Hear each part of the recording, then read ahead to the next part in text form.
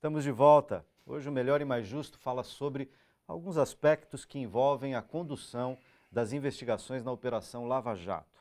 Participam desse debate aqui comigo Paulo Sérgio Leite Fernandes, advogado criminalista, decano dos criminalistas em São Paulo, e Arthur Scatolini, advogado e professor universitário. A gente terminou o primeiro bloco justamente com Paulo Sérgio apontando uma semelhança, né, entre este momento, em termos da condução do processo, e momentos de arbítrio lá no início da ditadura militar brasileira nos anos 60. Inclusive fazendo aqui uma metáfora forte da distinção de que agora é a toga, antes era a farda, mas nós estamos falando de um certo arbítrio. E o Arthur, quando a gente terminou o primeiro bloco, já queria falar, eu interrompi, devolvo a palavra agora a você, Arthur.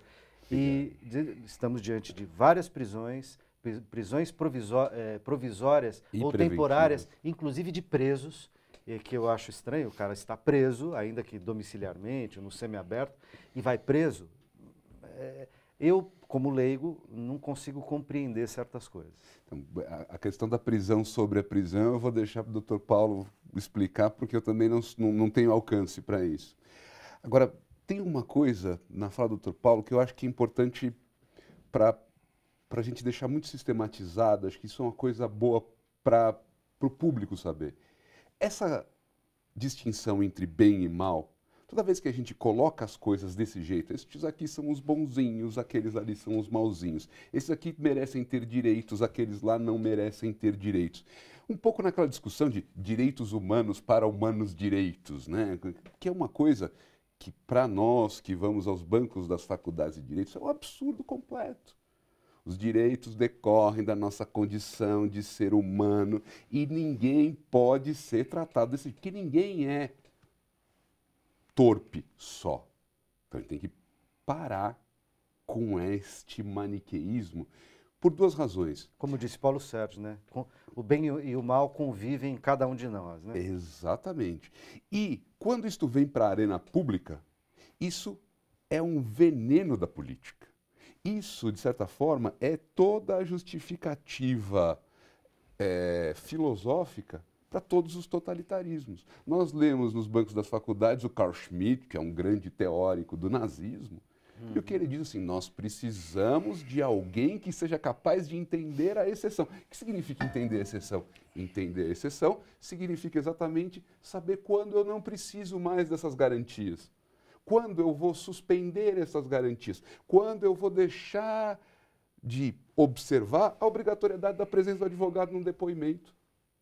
Quando eu vou deixar de me preocupar com a presunção de inocência de uma pessoa? Então, veja, as nossas magistraturas, pós-Constituição de 88, elas não podem ter este perfil. Isso não está associado a este ou aquele processo. Eu acho que essa democratização do tratamento desumano, que é, de certa forma, o que está acontecendo, é algo que acaba por envenenar instituições que estão sendo construídas de maneira relativamente jovem, porque o Ministério Público não é novo, mas o perfil do Ministério Público pós-88 é completamente diferente do que se tinha antes. Então, o Ministério Público precisa estar junto com a sociedade. Será que isto é um Ministério Público que está junto com a sociedade? E está junto com a sociedade de que jeito? E, Arthur, deixa eu te fazer uma te interrompendo e colocando um dado factual. Dias atrás, um dos agentes do Ministério Público que está conduzindo a investigação, né, tem falado em nome da investigação para a mídia, falou que a investigação refunda a República. Isso é papel do Ministério Público, do Judiciário por si só, ou de um processo criminal? Não há aí uma certa exacerbação do desejo de ser herói, paladino da justiça, quer dizer, uma coisa meramente midiática e deslumbrada, de certa maneira? E uma coisa muito descomprometida com a instituição. É muito comum a gente ouvir, eventualmente, membros do Ministério Público dizendo: estes ataques, estas ponderações em relação à Lava Jato são ataques à instituição do Poder Judiciário e do Ministério Público. Eu quero deixar absolutamente claro que não. Ao contrário. Quando a gente assegura que os membros dessas instituições precisam se resguardar no exercício dessas funções, o que nós estamos fazendo é exatamente assegurar a proteção das instituições. Então, o Supremo Tribunal Federal, vou sair da Lava Jato, para não dizer que estamos aqui contaminados, né? O Supremo Tribunal Federal, várias vezes, por seus membros, acaba se manifestando antes a respeito de questões que podem lhe ser submetidas. Isto é deletério para o exercício da função jurisdicional. O juiz precisa ser uma pessoa preservada. As opiniões do magistrado vêm nos autos, vêm nos livros que ele escreve.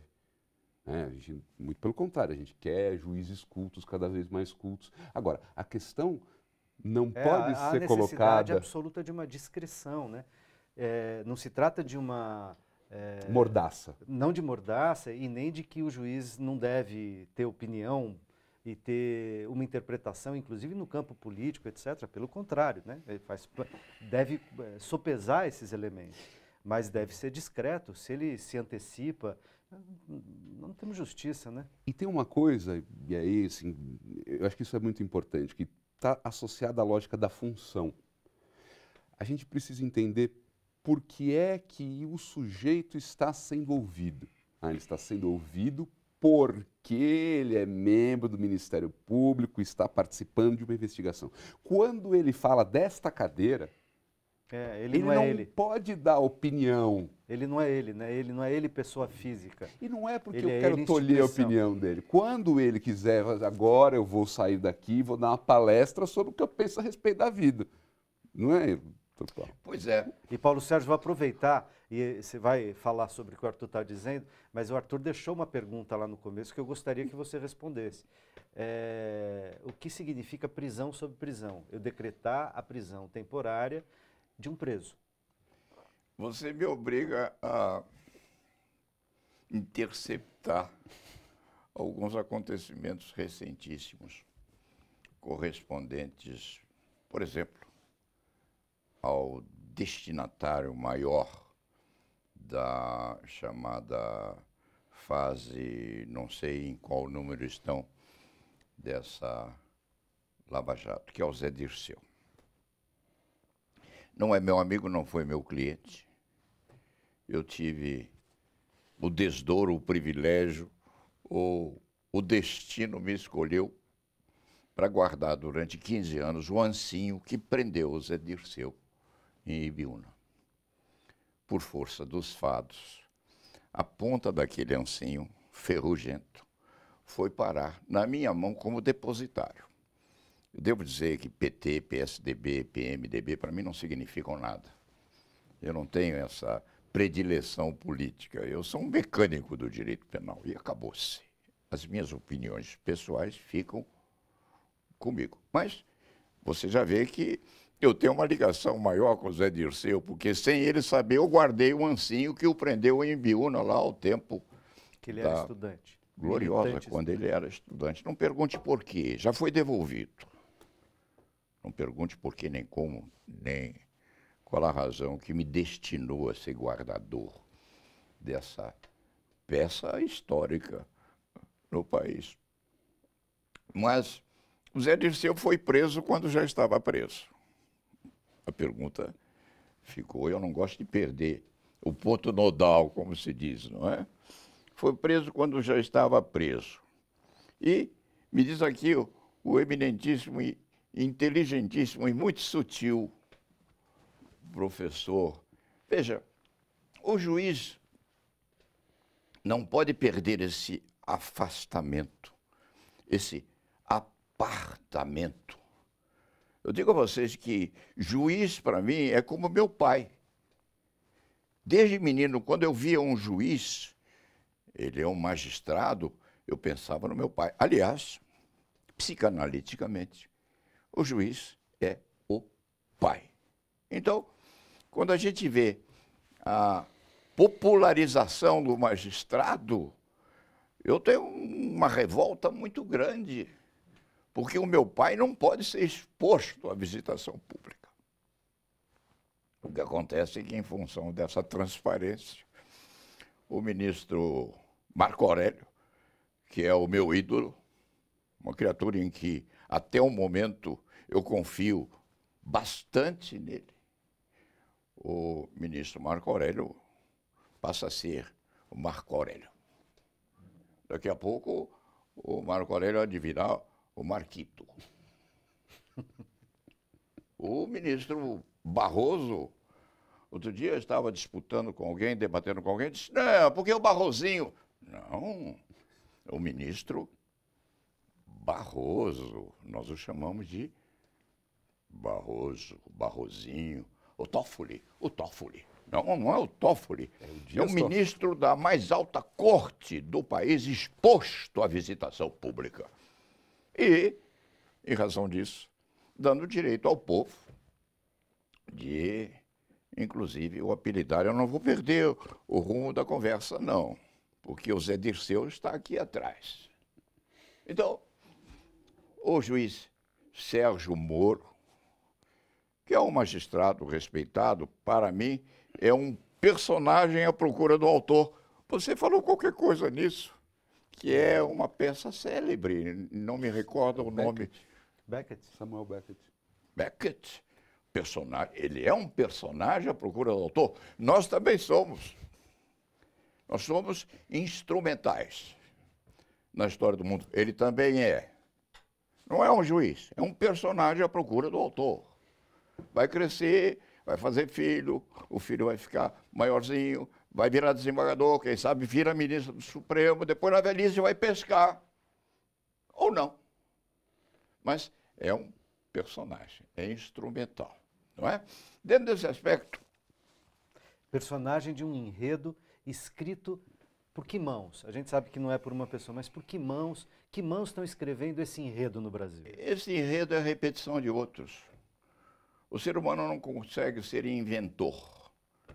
O ser humano é um repetidor. Estou sendo muito direto, digamos. Estou pensando o seguinte, quer dizer, a quem interessa? A quem interessa esse tipo de condução? Porque a gente sabe que nós vivemos num momento, a gente tem uma operação, importante operação contra a corrupção, de uma grande estatal brasileira e agora setor de energia, etc. Então, o combate à corrupção é um clamor da população brasileira, um clamor da sociedade brasileira. Agora, a condução da Operação Lava Jato, num momento de crise política, de instabilidade ou crise econômica no país, onde você tem uma disputa acirrada de poder, com o governo federal muito fragilizado e a Petrobras, uma estatal do governo, cujas indicações, etc., e tal, que vem do governo federal, em grande medida, e que compromete membros que estiveram ou que estão no governo e que estão no legislativo. Essa condução responde ou, de algum modo, é pressionada por esse jogo de forças? Você está sendo elegantemente objetivo. Eu vou ser rusticamente ácido. Eu terminava a minha manifestação dizendo que nós somos repetidores. O ser humano não inventa, repete aquilo que já viu. O que nós temos hoje, eu lamento dizer isso, porque eu sou quase um espectador. Eu sou quase um espectador muito curioso, por sinal. O que nós temos hoje, até em matéria de remoralização, é episódico. Na história do mundo, isso já aconteceu dezenas de vezes. E há de acontecer também repetidas vezes até que a humanidade se vá ou parta para o etéreo, segundo outros, não é? Isso é episódico. Já aconteceu. Está acontecendo. Novamente. Nós somos personagens. O juiz Sérgio Moro é um personagem desse episódio. Não fosse ele, seria o Manuel dos Anzóis. Seria o Pedro... Alguém fará esse papel. É Alguém isso que você está dizendo. fará. Não fosse Sérgio Moro, apareceria outro com essa vocação santificante E, evidentemente, uma vocação saudável, que todos nós achamos muito boa. Para que fique claro, esse santificante me pareceu com um certo tom de ironia. Mas antes da gente ir para o intervalo, tem um restinho de tempo, o Arthur quer falar, senão eu vou fazer o mesmo esquema de um bloco para o outro. Termino o Paulo Sérgio, não consigo dar a palavra para o Arthur. Arthur, rapidamente. Tem uma herança, de certa forma, da Constituição de 88, que é a democratização do acesso a alguns cargos. Hoje, quem está no Ministério Público, quem está na magistratura, são filhos da classe média, via de regra. Essa classe média que aplaude a forma como a operação está acontecendo. Então, o que nós temos? E aí eu concordo muito com o Dr. Paulo quando ele disse que se não fosse o Sérgio Moro, seria o Manuel dos Anzóis. Por quê? A classe média aplaude esta conduta. A questão que eu acho que a classe média tem que se colocar, porque isso uma hora vai chegar nos seus filhos. Virará contra ela própria. Eu preciso fazer um intervalo e a gente já volta.